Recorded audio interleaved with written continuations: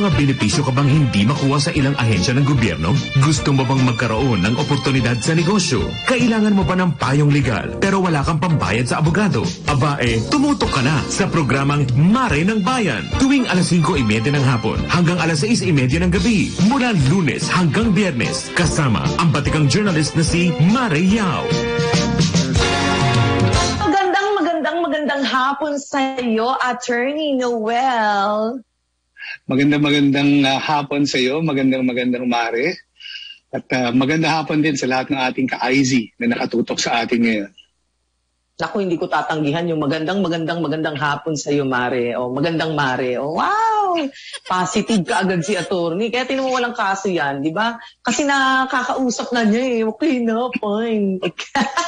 Okay, ano man pag-uusapan natin ngayon, Attorney Noel? Siyempre, yung tanong mo kanina medyo mahirap tungkol sa traffic. Buti hindi mo tinanong yung tungkol sa presyo ng gasolina. Mas mahirap na sagutin. Ang mas madali ngayon pag-usapan, Mare, yung tungkol sa, napapanahon pa rin, yung tungkol sa kampanya sa eleksyon. Dahil alam natin na sa election campaign period na tayo. Ayan, ayaw kong pag-usapan talaga yung mga langis, oil, mga ganyan. Alam mo, kasi tataas ang bangs ko.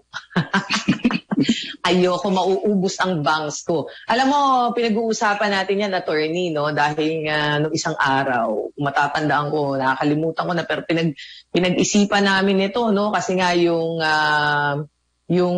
gusto nating ipagdasal na huwag sanang magkaroon ng kaguluhan sa kahit na anong bansa kasi maapektuhan tayo. So ayoko talaga munang pag-usapan yan. Pagdasal lang muna natin yan, mga ka-IZ. So ngayon naman, maganda rin pagdasal natin ng eleksyon. Mga ka-IZ, tanungin natin kay Attorney dahil ang omnibus election po ng COMELEC, ano nga ba ito? At anong kapangyarihan meron ito? Attorney, go ahead. Hello, Mare. Yung COMELEC, siya yung inutusan ng ating 1987 Constitution na tiyakin na lahat ng ating eleksyon ay magiging maayos, payapa, at syempre talagang sumasalamin sa damdamin ng bayan. Kung kaya nga, pagkatapos ng ating 1987 Constitution, or bago pa ito, meron na tayong tinatawag na Omnibus Election Code at meron pang ibang mga susog na batas kagaya ng Fair Elections Act. At lahat ng iyan, lahat ng legal basis na iyan ay nagbibigay sa COMELEC ng kapangyarihan na pangasiwaan ang lahat o kahit anong may kinalaman sa eleksyon. Kaya nga tayo ngayon, pag-uusapan natin ngayon, yung kanilang isa sa pinakabagong mga pag-uutos o mga alituntunin sa in-person campaigning ngayong panahon ng pandemya, Mare. Okay. So, in-person campaign. Kasi nakaugalian natin, mga ka-IZ, alam niyo yan, ano, na ang mga nangangampanya, umiikot-ikot, kamay dito, kamay dyan, di ba? Ngayon may social media na rin. So, kasama ba yon sa ating pag-uusapan ngayon, Attorney? Yung social media campaigning, hiwalay. Pwede rin natin siya pag-usapan. Pero dahil hindi siya falling under yung tinatawag nating in-person campaigning, iba pa yung, kasi doon naman sa social media, Mare, i-connect naman natin yun doon sa, kasi isa rin sa binabantayan ng COMELEC, yung tinatawag nating campaign financing o yung paggastos ng mga kandidato sa kanilang pangangampanya kasi meron niyang limit.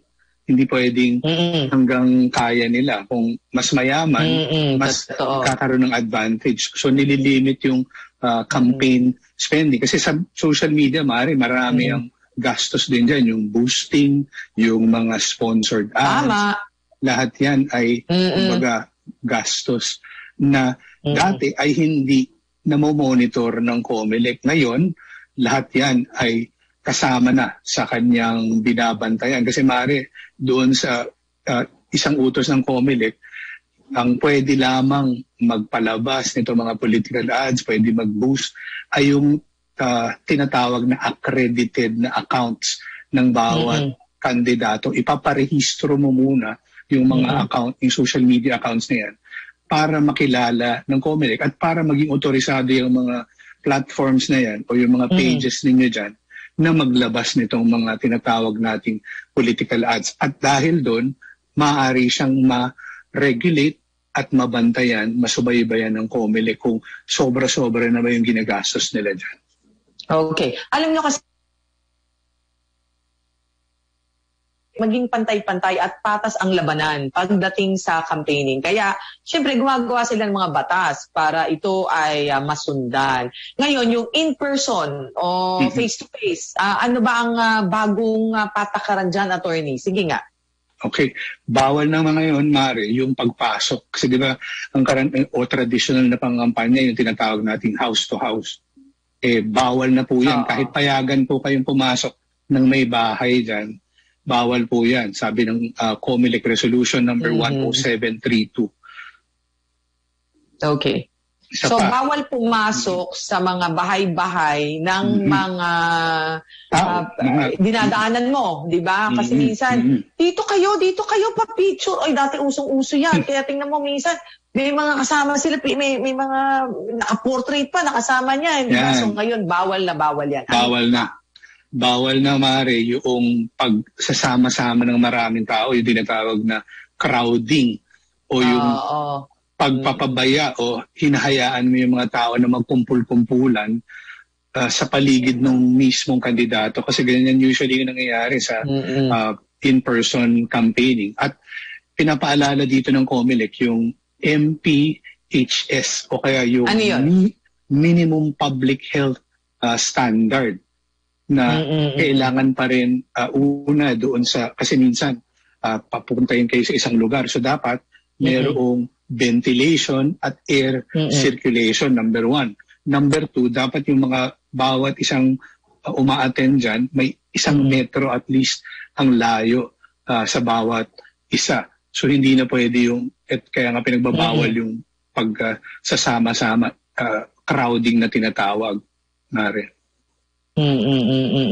Pero alam mo, attorney, parang sa lahat ng nakita kong kampanya, mapalokal, o yung lokal wala pa actually, no? Hindi pa nagsa-start yung campaign period yan. Pero yung mga pang-national, parang lahat sila nababiolate At Mare, yung kasama rin sa... daming tao. Hindi mo naman kasi mapigilan siguro din yung tao. Alam mo yun, sa totoo lang, buti na lang talaga, naku, thank you Lord, no? Kahit papaano, hindi siya nagiging super spreader. Hindi katulad talaga dati. At ngayon, medyo sabihin na natin na medyo alerto na rin yung tao, no? Pag may katabi ng konti, medyo may ilang na ng konti. O kaya pag may talagang may katabi, nag-alcohol. O kaya minsan nagpe-face mask na lang siya ng kusa. Ngayon, medyo may ganyan na. Pero sa totoo lang, napakarami rin talagang mga pagkakataon. Ako, personal ko pong nakikita yan sa lahat ng mga news na nakita natin. Medyo talagang marurugdub ang damdamin na sumama sa mga ganyan di ba? No? Well, anyway, hindi natin maiwasan, pero wag lang tayo maging sorry afterwards. Yun lang naman yun If you do not follow, then after that, then you'll be sorry. Kayo rin ho yan, mga mamamayan natin, ang magsasuffer niyan. Kasi wag naman ho sana talaga na magkaroon ng hawahan pa o another COVID case na mangyari na naman, But again, tama yung sinabi ni attorney, dapat talaga we try to avoid, Meron tayong minimum health standard na talagang nagmo-monitor sa atin, na pinapalo. Sino ang nagsasabi nito? COMELEC? Attorney, tama ba ako? COMELEC ba ang nagmamandato nito? Oo, kasi sila yung... Meron bang sabihin na nating ngipin ang COMELEC sa mga ganitong bagay-bagay? Oo, Mari, kasi ito ay pagpapatupad ng tinatawag nating kanilang constitutional mandate. Kung kaya nga bukod doon sa mga pagpapaalala na ito, ang anumang paglabag dito ay may kulong, Mari. 1 taon, hindi bababa ng 1 taon at hindi naman lalampas sa 6 na taon. At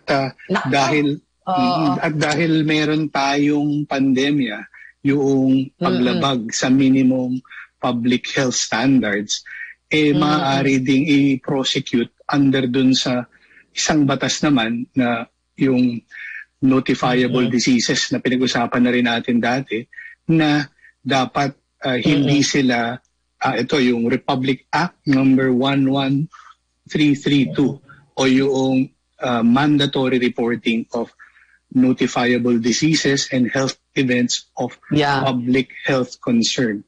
Ito yung mabigat na kapag hindi ka sumusunod ng minimum public health standards. Oo nga. So we really have to follow that, no, mga ka-IZ? Well, palapit ang eleksyon na talaga, attorney. So ano pa yung mga restriction na sinasabi ng ating COMELEC? Bawal din, Mari, ito na. Handshakes, pagkakamay, hugs, kisses, yan. Kahit Valentine's, bawal yan. Sabi ng COMELEC, bawal din yung going arm in arm, yung dikit-dikit yung mga kamay, o kaya kahit na anong kilos o kahit na anong aksyon na magkakaroon ng physical contact sa kandidato, sa kanyang mga kasama, at lahat-lahat. So ito pagbabawal hindi lamang sa mga nangangampanya, pati yun sa publiko, ito ay ipinagbabawal. Oo. Kasi nga naman, yun yung spreader. Kasi hahawak ka sa kanya. Oo nga naman, hindi naman tama yun. Pero I think naman, attorney, ngayon nga, minsan pag nagkikita tayo, minsan dati nasanay tayo beso-beso, di ba? Ngayon virtual. Ganyan. Bawal na. Besong na lang, na parang, and of course, yung pag-wear nila ng face mask, that's mandatory, di ba? Na kailangan talaga mag-wear sila ng face mask, di ba? Buti na lang, Mari, na-invento na to. Yan, hindi mo na kailangan lumapit. Gawa ka na lang ng puso. Hindi ka na mag-kiss. Heart, Korea. Oo, Korea, heart. Oo. Lahat na ng Hindi yan bawal. Ako na yan Sabi ko, Koreano ba tayo? Hindi ba pwedeng gumawa tayo ng sarili? Pero hindi, kasi okay lang naman, kasi kahit naman, bakit ba? If we follow that, it doesn't matter. It symbolizes love lang naman. Yes. Diba? We spread love to each and every one, diba? Anyway, ano pa ba yung nakikita mo? Meron pa ba doon sa... Meron pa. Sabi ng COMELEC, bawal din ito. Taking selfies, photographs, and other similar activities. Pero Mari, ang pinagbabawalan dito, yung pagiging malapit. Kasi di ba pag selfie, ibig sabihin katabi mo. So yun yung iniiwasan. So kung meron kang paraan na magkakaroon kayo ng pagpapapicture na sumusunod pa rin doon sa minimum public health standards, hindi naman yun ang, hindi naman pagbabawalan yun. Yun lang, kumbaga merong, kagaya ng sabi mo kanina, mahalaga yung pagbabalanse. Ito yung pagbabalanse sa mga konsiderasyon ng pampublikong kalusugan at matitiyak pa rin na yung ating mga botante ay well-informed. Kilala yung mga kandidato na kanilang ibinoboto. Hindi naman pwedeng hindi mangampanya, hindi naman pwedeng hindi sila magpakilala at maghain ng kanilang mga plataforma diretso sa mga tao. Right. Pero kasi yung mga picture, naku, gustong-gusto nila yan. Ito na, magiging bagong Pangulo ng Pilipinas. So, syempre, minsan lang yan di ba? Kaya maghanap na kayo ng pinakamahabang stick. At gamitin nyo na yung mga selfie stick ninyo at magagamit nyo yan para sa mga selfies ninyo, mga ka-IZ, kung gusto nyo talaga makapag-selfie. Di ba? Ay, yung kiss-kiss, wag na. Kahit na minsan talaga, alam mo yun, nasa tabi mo na At saka, Mare, baka malimutan natin, doon sa minimum public health standards, wag natin kalilimutan yung pagsusuot ng mga masks. At yan, hindi yan dapat nawawala. At yung pinakahuli doon sa listahan ng COMELEC, Mari, yung pamimigay at ng pagkain at inumin. At iba pang bakit? Dati pwede yun, ngayon hindi na pwede. Oo, dahil kampanya na, maaari itong kumbaga ma-misinterpret kung talagang, kasi iba nagpapalusot, yan yung kanilang paraan ng pangungumbinse. Parang vote buying yan kasi merong value yung pagkain. May value, mga items. Pero yung mga items na mura lang, hindi naman yan pinabawal. Yung pamimigay ng mga ballpen, yung mga t-shirt. Pero yun kasi yung meron din pagbabawal doon sa pagsusot. T-shirt, mahal na nga. Parehas na rin yan. Bawal. T-shirt, mahal na rin yan. Halos katumbas na rin yan mga pagkain.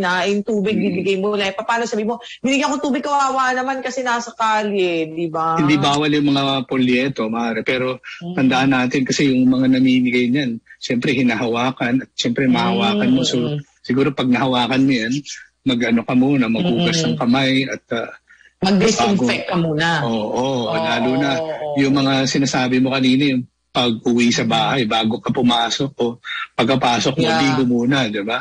Oo, tama. Well, anyway, ayan narinig nyo yung mga bawal. Wag na ho nating antayin pa yung mismo mga kandidato ang magsasabi sa inyo. Siguro sa ating mga listeners ngayon, sa ating mga nanonood sa ating social media accounts, kayo na rin ho ang mag-control ng inyong mga sarili. Kasi nga naman ho, abay pag kayo nagkasakit, kahit siguro mapuntahan nyo siya ngayon, busy.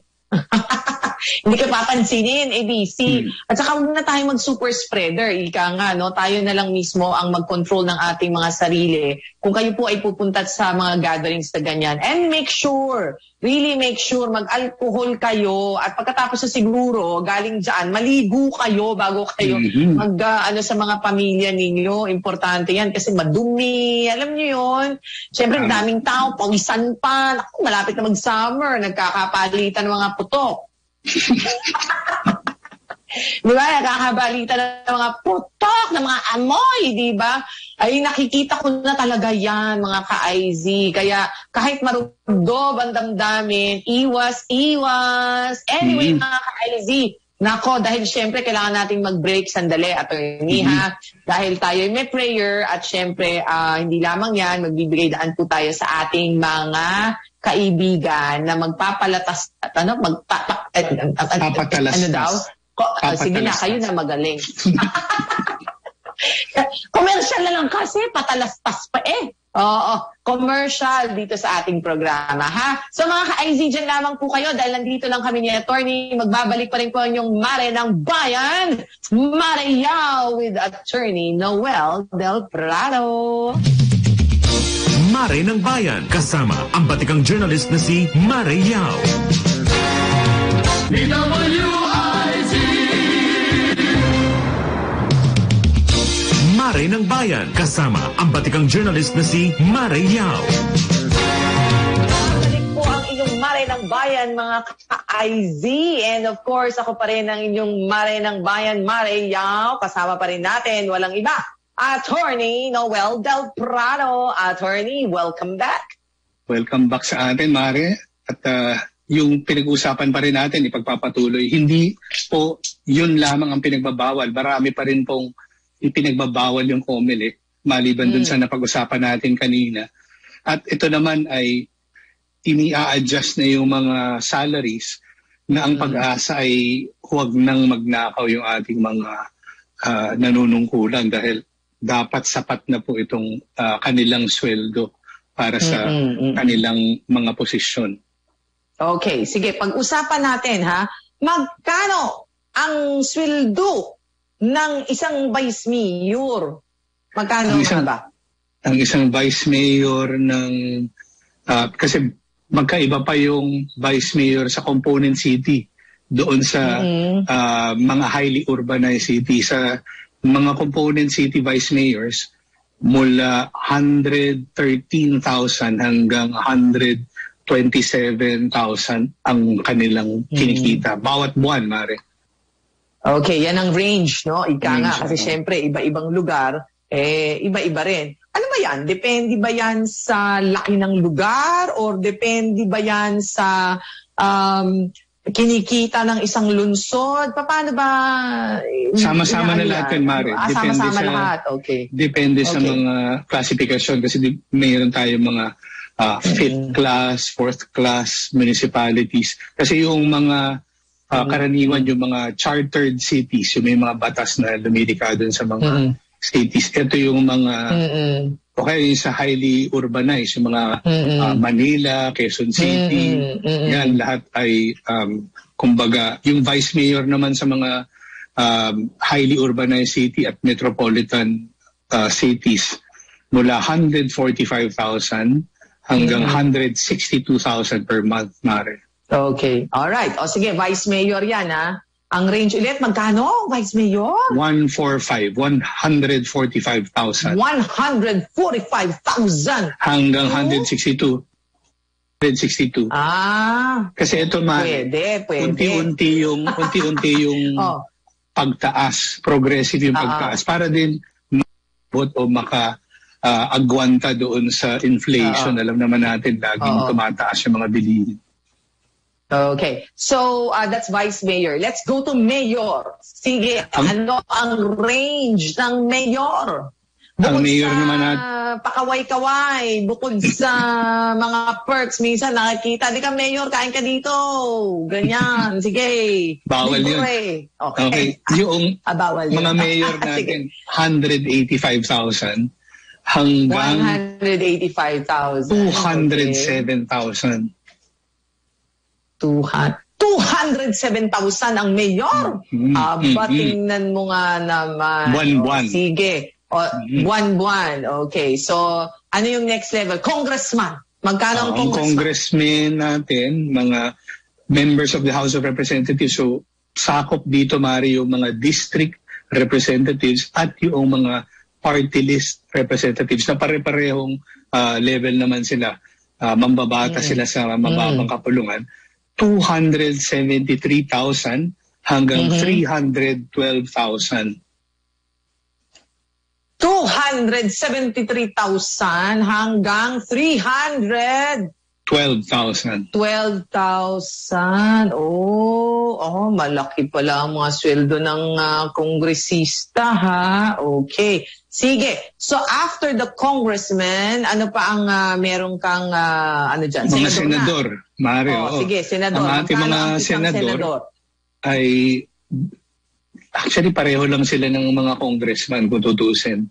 Parehas lang? 273 din hanggang 312. Kasi nga, kumbaga, co-equal naman sila, co-equal branch. Pero ang mga senador na alam natin ay elected at large or nationwide. Hindi kagaya ng ating mga district representatives. Yung ating mga party list representatives, kung hindi sila regional parties, nationwide, tama ka dyan, Mare.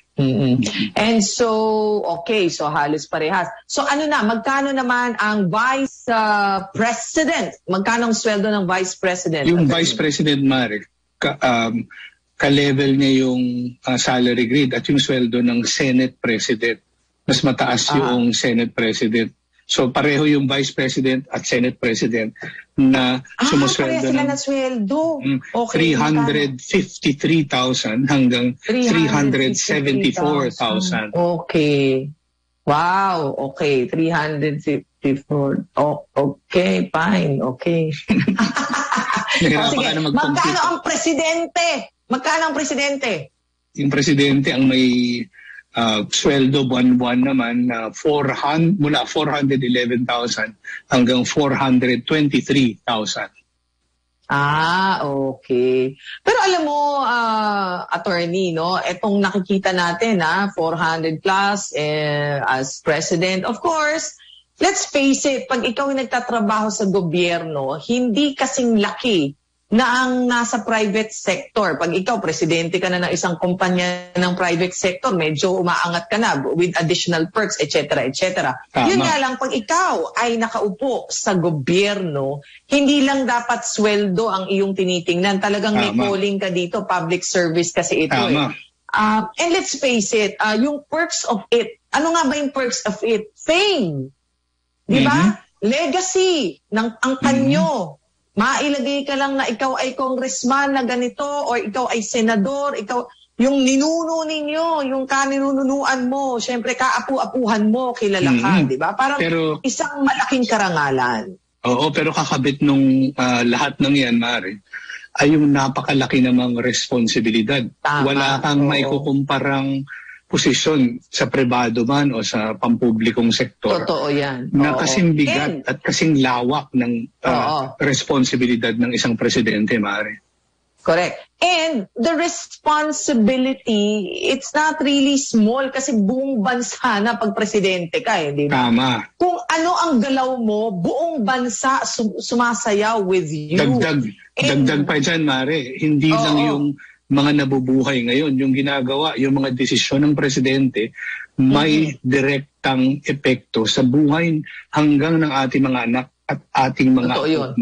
Totoo yun. At wag natin, hindi rin natin dapat i-take for granted yung mga senador at mga congressman kahit na sabihin mong dahil pera pa rin po ng bayan na nagpapasweldo sa kanila. Of course, they have to do their jobs. Ano ba ang trabaho ng mga congressman at saka ng senador? Siyempre gumawa ng batas para maging pakinabang sa Pilipino, no? Kung ano kaya nga 'di ba lagi natin sinasabi, attorney, yung mga gumagawa ng batas sa congressman at mga senador, dapat nag-iisip sila ng batas kung saan itong batas na ito ay magiging patas sa lahat. Hindi pwedeng pabor sa mahirap, hindi pwedeng pabor sa mayaman. Kaya pinag-iisipan talaga ng maigi yan. Kaya kung boboto talaga tayo, akmang-akma dapat, magaling talaga matalino sa paggawa ng batas, no? Well, at isa pa, sige, go ahead. Yung tungkulin ng mga senador at mga kongresista, yung paglalaan ng pera.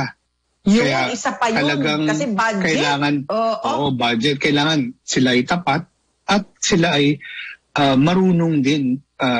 Kaya nga sinasabi nila ay, kumbaga, hindi ito simple dahil yung mga pinaglalaanan ng pera ng bayan ay katumbas yan ng buhay, kalusugan at kabuhayan.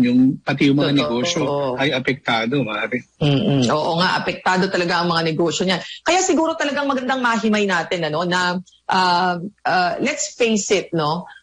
Iba-iba ang functions ng bawat government officer, no? Iba-iba talaga. Sabihin, pag ikaw ay nasa LGU or local government units, I think dapat magaling ka sa mga paghawak ng mga tao, no? Magaling ka sa mga pag-manage, no? Management skills ang LGUs kasi hindi ka dapat magaling kang magpatupad ng mga plataforma, ng reforma, ng proyekto.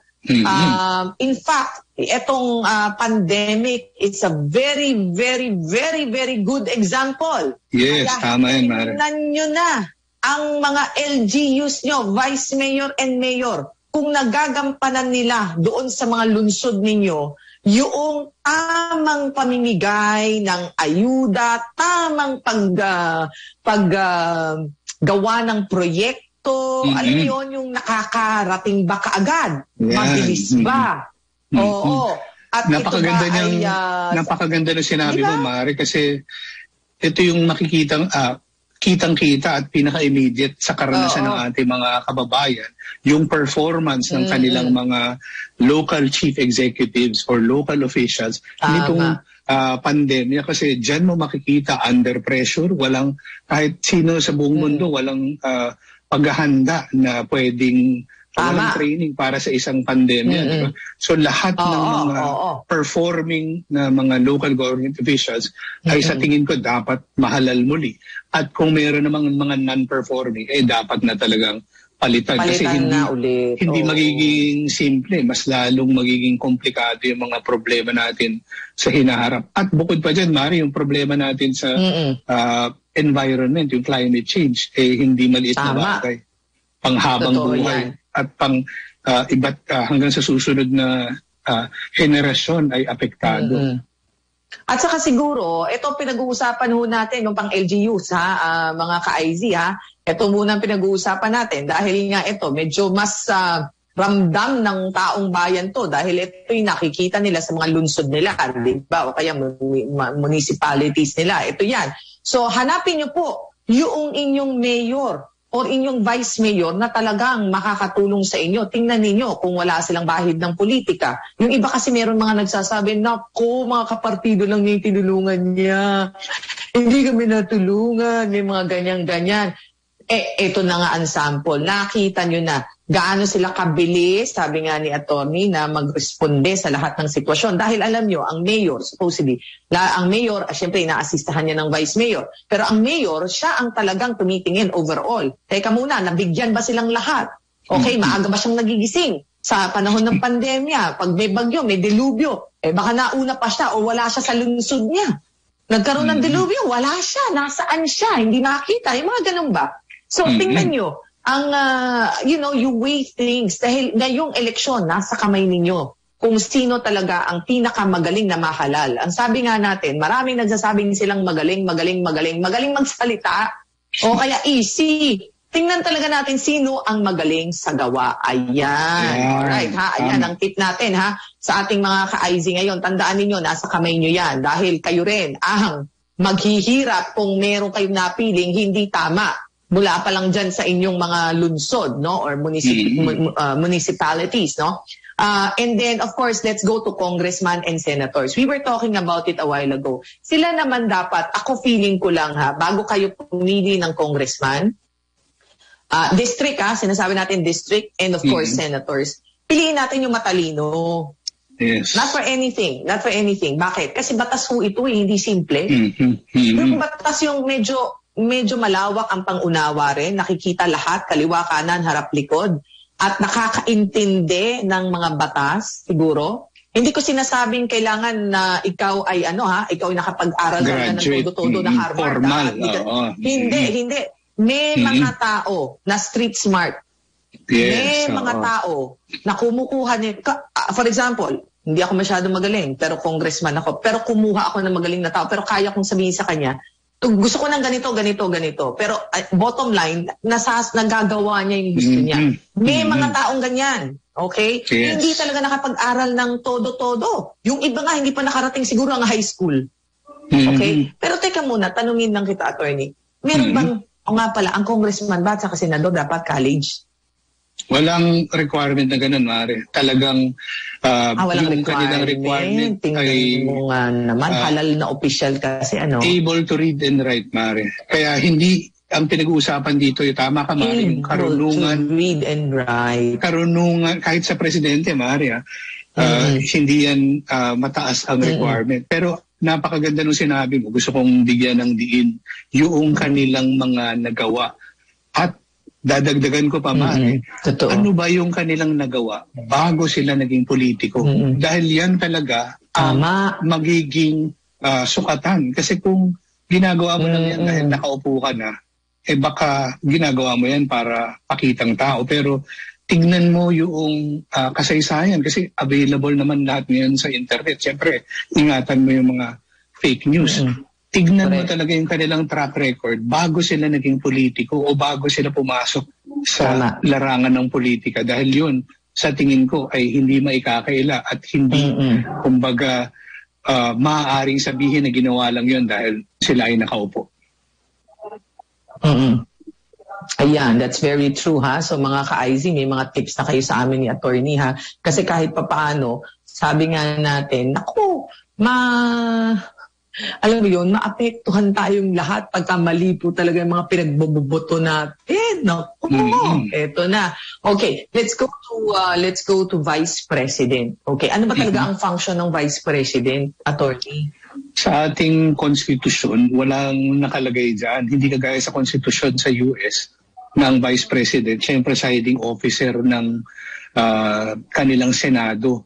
Sa atin talaga, masakit man pakinggan, spare tire. O kapag reserva. Reserva talaga. Pero, ang magandang pag-isipan natin, sige. Ang magandang pag-isipan natin, yung bang kasi dahil siya ay reserva, yung bang ilalagay natin dyan, handang maging presidente kahit kailan. Hindi siya dapat pipitsugin, dapat presidential caliber din. Pwedeng presidente. Kasi yun talaga yung nakaabang siya dyan eh. So hindi talaga siya pwedeng, kumbaga, alalay lang. That's correct. Tama. Yan, tama yung sinabi ni attorney, ha.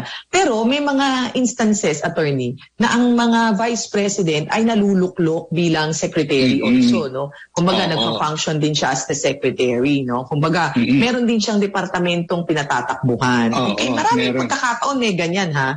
Na past few administrations meron. Pagka ina-appoint sila ng presidente. At dahil may budget din naman ang Office of the Vice President, hindi naman din sila totally walang pwedeng gawin. Kasi pwede rin silang kumilos ayon sa kanilang mga sariling programa.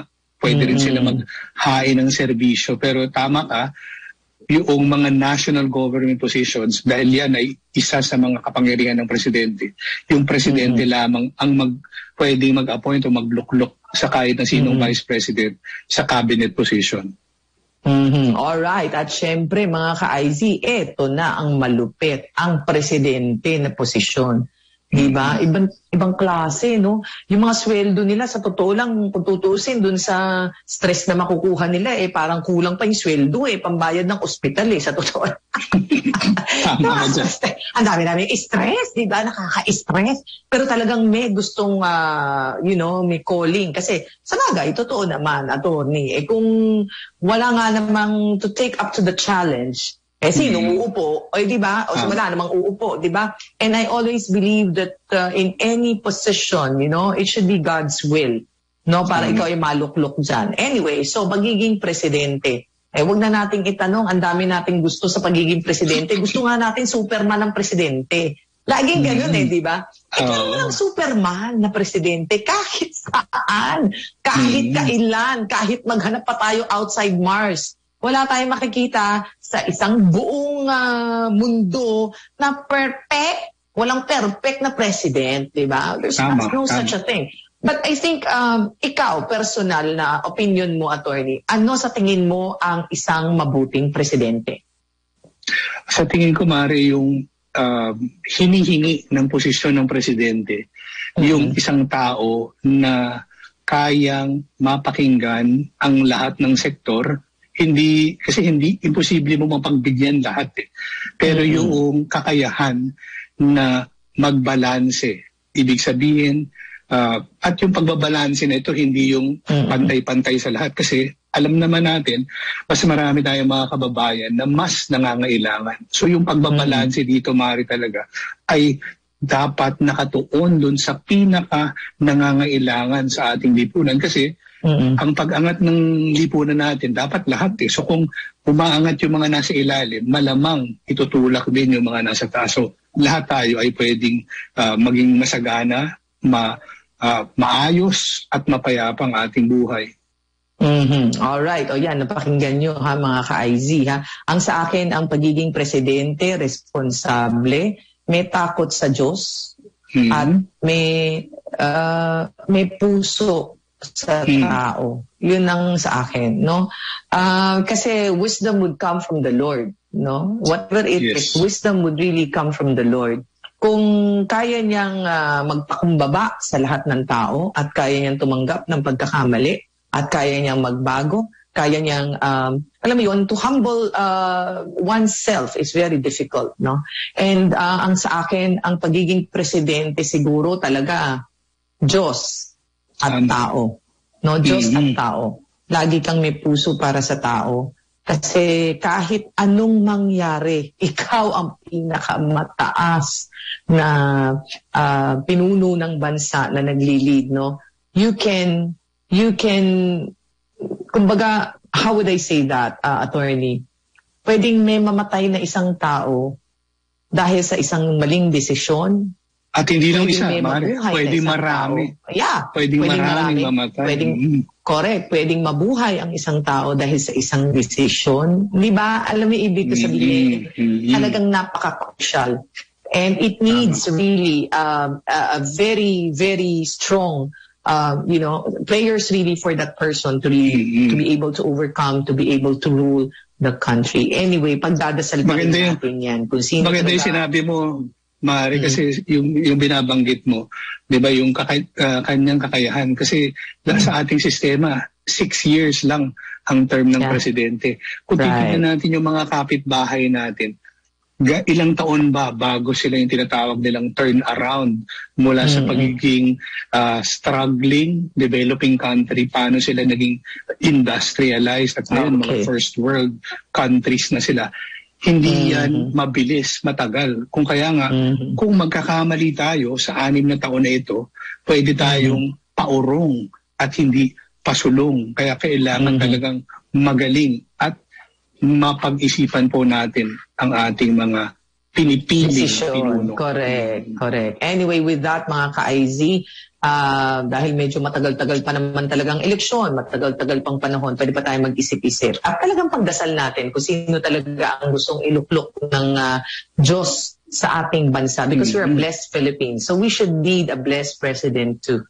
Okay, di ba? Blessed President, blessed Philippines. Okay, with that, maraming salamat po sa inyong pagsama sa amin ngayong araw na ito. Of course, thank you so much, Attorney Noel Del Prado, na lagi nating suki. Thank you. Maraming salamat din, Mare. Maraming salamat sa ating mga taga-DWIC. Okay, hanggang sa muli. Ako po yung Mare ng Bayan, Mare Yao. Bye, everyone! Mare ng Bayan, kasama ang batikang journalist na si Mare Yao.